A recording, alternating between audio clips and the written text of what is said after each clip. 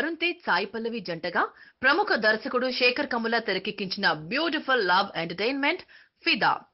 ఈ super combination కు తోడు దిల్ రాజు బ్యానర్ నుండి వస్తున్న సినిమా కావడం, ట్రైలర్స్ ఆకట్టుకునే విధంగా ఉండడంతో ముందు నుండి ఈ సినిమాపై అంచనాలు భారీగా ఉన్నాయి అండ్ పాజిటివ్ గా ఉన్నాయి.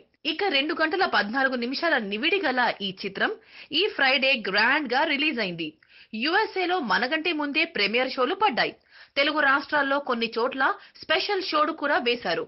సినిమా చూసిన వారంతా ట్విట్టర్ ద్వారా తమ అభిప్రాయాలను వెల్లడించారు. ఆ వివరాలపైన మీరు ఒక లుక్ వేయండి. ఫిదా మూవీ స్టోరీ మామూలుగానే ఉన్న సినిమాలో క్యారీ అయిన ఎమోషన్స్ బాగున్నాయనే టాక్ వినిపిస్తోంది. ఈ చిత్రంలో వరుణ్ తేజ్ ఎన్ఆర్ఐ యువకుడిగా కనిపిస్తున్నాడు.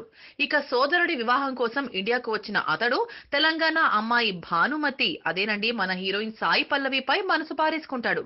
ఈ క్రమంలో ఏం జరిగింది అనే ఆసక్తికరంగా తెరకెక్కించారు దర్శకులు. ఎన్ఆర్ఐ యువకుడి పాత్రలో సాఫ్ట్ నేచర్ క్యారెక్టర్ లో వరుణ్ తేజ్ పర్ఫార్మెన్స్ బాగుందనే టాక్ వినిపిస్తోంది. ఇక తెలంగాణ అమ్మాయి పాత్రలో సాయి పల్లవి బాగా నటించే అవకాశం లభించిందని, ఆమె తన పాత్రలో నటించడం కాకుండా జీవించిందనే అభిప్రాయాలు వ్యక్తమవుతున్నాయి. ఇంకో అడిషనల్ ఏంటంటే ఈ అమ్మాయి తెలుగు రాకపోయినా తెలంగాణ భాష యాస నేర్చుకుని మరీ డబ్బింగ్ చెప్పింది.